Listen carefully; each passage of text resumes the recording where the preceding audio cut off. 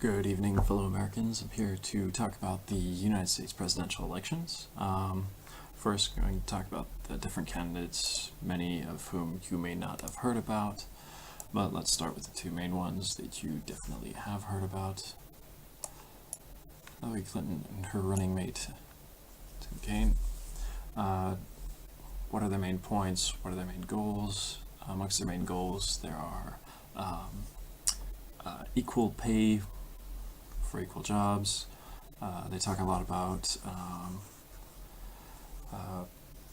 pro-choice, abortion, even into the 9th month, and let's talk about a lot of more like free social issues, like being more free in that area, that department.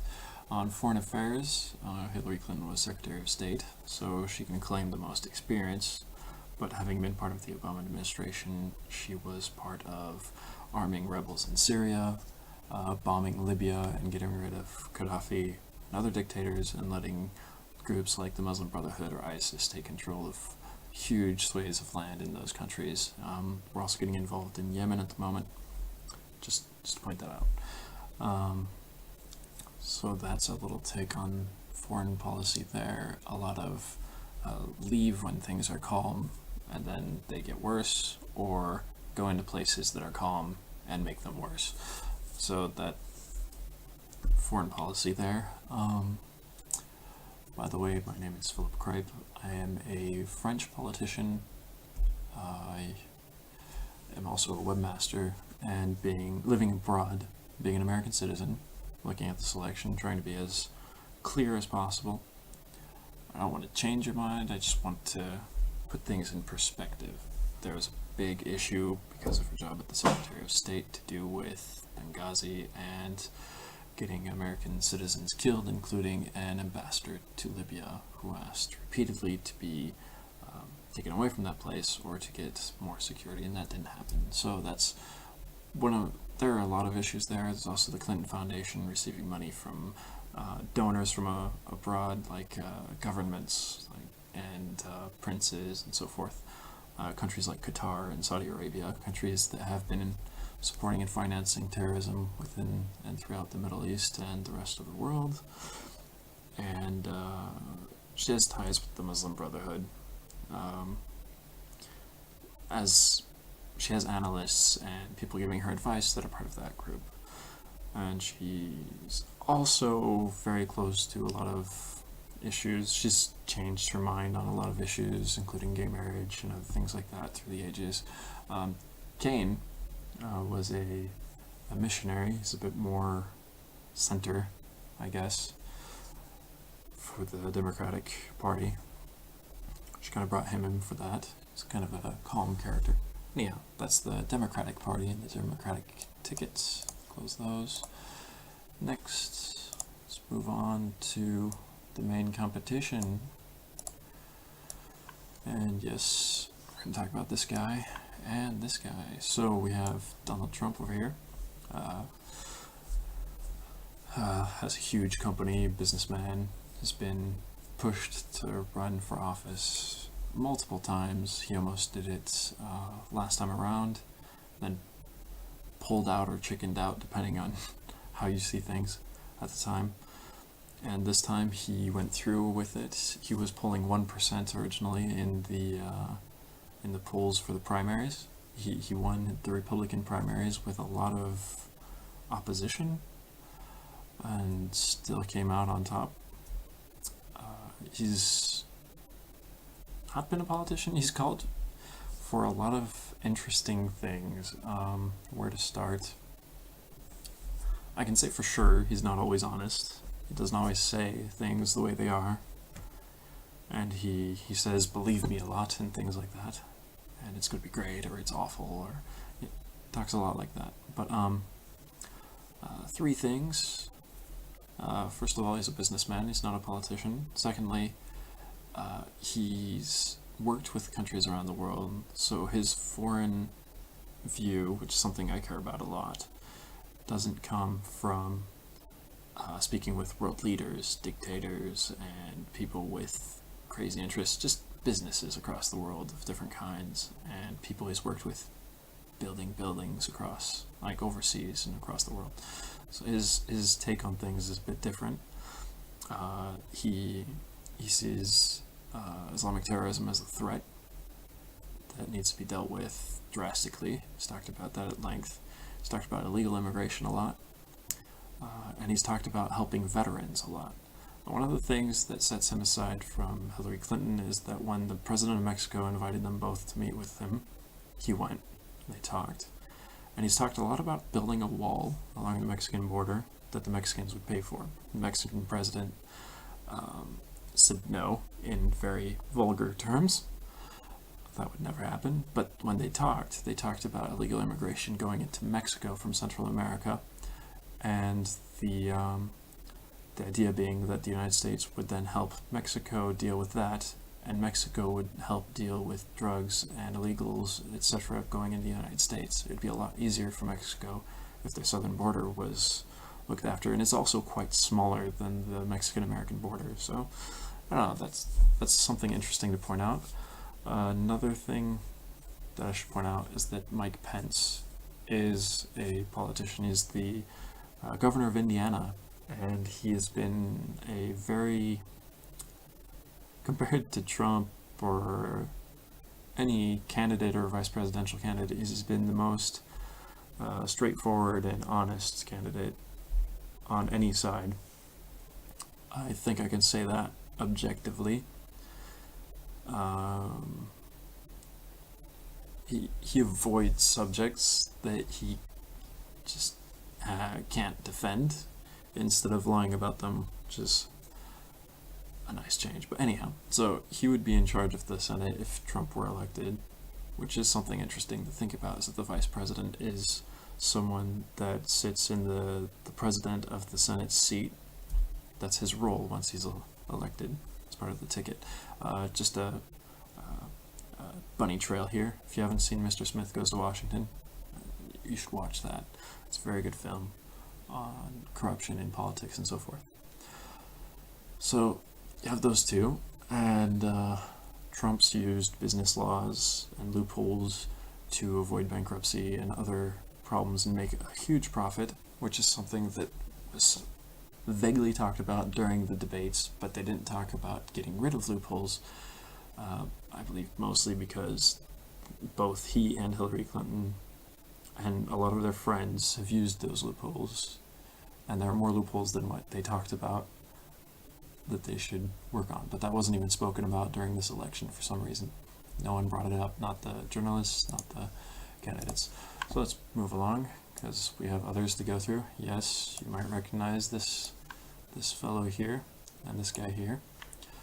This is Gary Johnson and Weld. They are the libertarian ticket, stand for free enterprise, free market. Also, they're liberal as far as social policies. So they're the liberal economics of the Republican Party and the liberal social policies of the Democratic Party. One thing that comes out a lot from the libertarians, and they aren't the only ones, most of their party candidates are like this, they talk about drugs a lot, legalizing drugs, getting people out of prison, regardless of not having any regulations on it at all, being very, very free and to each their own responsibility. That's the main libertarian idea, is that the smaller the government, the more people have responsibility and take responsibility for their own actions. So they were both governors, and conservative governors, because in this conservative party there's a place for people like Ron Paul and that kind of libertarian conservative movement. That there you go. They almost made it into the debates, scoring really high in the polls. Sorry if people feel like I'm not talking too much about certain candidates and their ideas. It's Jill Stein and Baraka. And for vice presidential candidates, I'm going to try to be as brief as possible. Most people don't even know who her vice presidential candidate is. It sounds like a lot like Barack Obama, which is entertaining. But anyhow, that's a detail of language. She supports bailing out, as she puts it, students from their loans, their college loans, etc., just like the banks were bailed out. That's only possible if she changes the head of certain administrations, which as president she could do. She's also for legalizing cannabis all over the country. Marijuana, sorry, wrong language, Frenchism.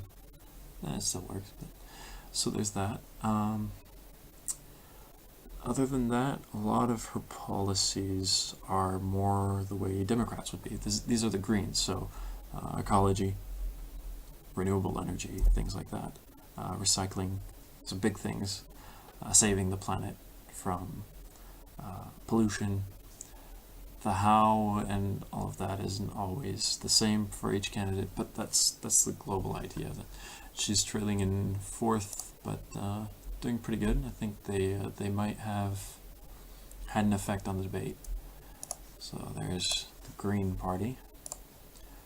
Next up, Constitution Party.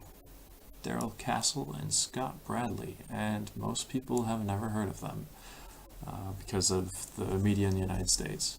This party is a very conservative party that puts the Constitution as basically their main like ideological center. It's the thing that everything that they do revolves around politically.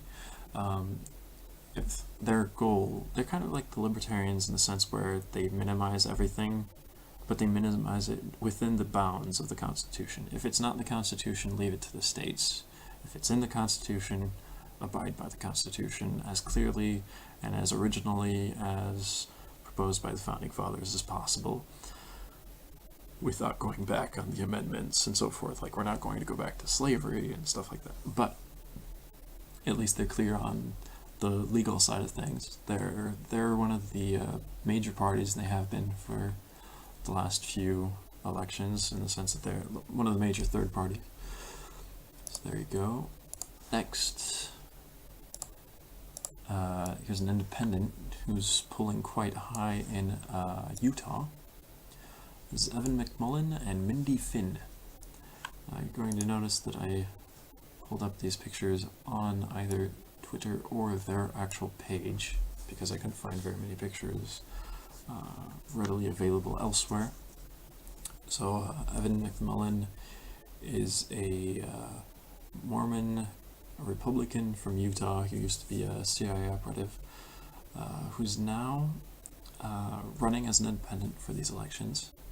He's probably a write-in candidate in most states. And Mindy Finn, his vice president, is Jewish, worked for the Mitt Romney campaign. So they're very tied to the Republican Party, but can't stand the results of the Republican primary. And so they're running on a very conservative platform with a few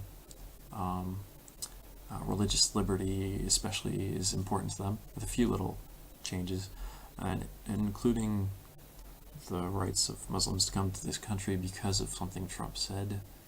It's funny that you can't talk about certain candidates without talking about Trump, because they wouldn't be running if Trump wasn't the Republican nominee, most likely at least. So they're from religious minorities that are afraid that if Trump were to win, that their religious beliefs and those of other minorities would be mishandled and treated wrongly. So that's a big thing right there. There are many other parties. Most of them are quite far left, the smaller parties, extremely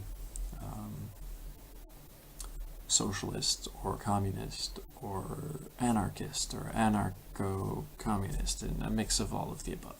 So those parties I won't talk about, because they usually don't get more than a few hundred votes across the entire country.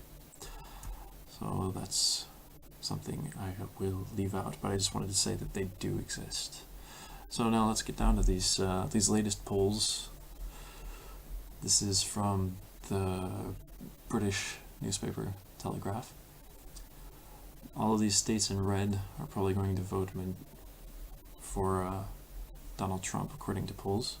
All of these in blue like dark blue, are probably going to vote for Hillary Clinton. This orange state, which is South Carolina, is slightly more Trump than Hillary in polls. And these light blue states, Wisconsin, Minnesota, Oregon, Maine, and Connecticut, are slightly more Hillary Clinton. And then we have a ton of swing states. I've rarely seen this many swing states. So let's start from the west coast, move our way east. Nevada, Arizona, New Mexico, Colorado, Iowa, Michigan, Ohio, Pennsylvania, New Hampshire, Virginia, North Carolina, Georgia, and Florida. That's amazing. That's 168 electoral college votes. Hillary Clinton would be closer to that with those that are leaning towards her and those that are supposedly safe, like California and Illinois and New York, which are quite big states. California is 55 electoral college votes, New York is 29, and Illinois is 20. Texas is 38, so just to give you an idea. And let's take Rhode Island. Rhode Island is 4. Hawaii is 4 as well. Alaska is 3. So that gives you an idea of what the range is between the different sizes of states and their importance in this election. And Trump is going to have to win a lot of these swing states. So the main ones are Pennsylvania and Ohio. There's a high chance that if he doesn't win Florida and Ohio, that he's lost this race. What would be interesting is if one of the states that's considered safe voted the other way, like if New York voted for Donald Trump. One of the things I want to point out, both Hillary Clinton and Donald Trump are from the state of New York. Politically, like at the moment, they are both New Yorkers. So we have the two main candidates from the same state, which is rather rare. No one's really talked about that. We've had during the primaries, there were a lot of candidates on the Republican side with all kinds of diverse backgrounds, like Bobby Jindal with Indian background, and Ben Carson, African American, so on and so forth. And then on the Democratic side, there were only Caucasians. So I usually don't talk about this, but on the racial end of things, the Democratic Party was a lot less diverse in its candidates, and a lot more diverse in its voters, apparently. But we'll see after the actual election how that goes. So yeah, this election is extremely crazy, and it will have effects in countries all over the world, like Syria and Iraq. It'll have effects for Israel. It'll have effects for Europe and the UK that's trying to leave the European Union. And all of these questions haven't been very well explained or communicated in the American news or media. Between these main candidates, most third-party candidates have no problem solving or ideas about foreign affairs. They mostly want to get as far away from foreign affairs as they can, bring troops back and leave countries to their own issues. Hillary Clinton wants to arm rebels in Syria and continue until Assad's regime is gone. Trump wants to quit arming rebels and support the Kurds and let Russia take care of everything else. Interesting facts, the Obama administration allowed Turkey to invade the north, and they are murdering Kurds. And this is something that is very politically incorrect to say, but the United States is basically aiding in genocidal efforts by a tyrannical regime. So we should probably stop doing what we're doing now and move on to other things. Economically, there isn't much difference between the two. That's probably a shock, but they're going to continue leaving loopholes for the rich and taxing everybody else probably more. We'll see with Trump, because he has all kinds of advisors and things. We'll see what he actually does if he is elected. Hillary Clinton is rather clear. She wants to raise taxes on the middle class, especially the upper middle class and higher classes. So do the Greens. libertarians want to lower taxes, they would be the type of people to try to get rid of most government administrations.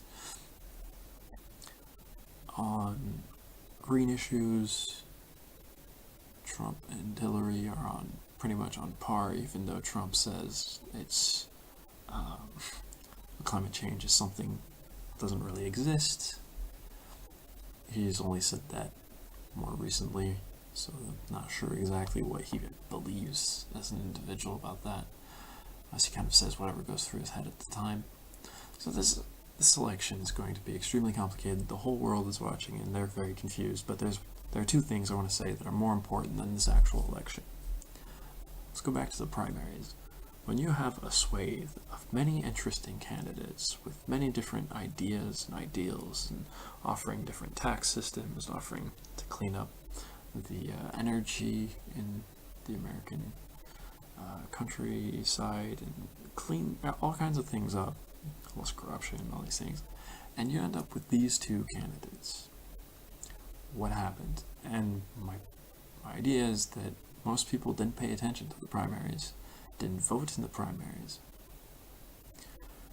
and we ended up with the few people that did vote voting for these candidates, and so now we're stuck with it.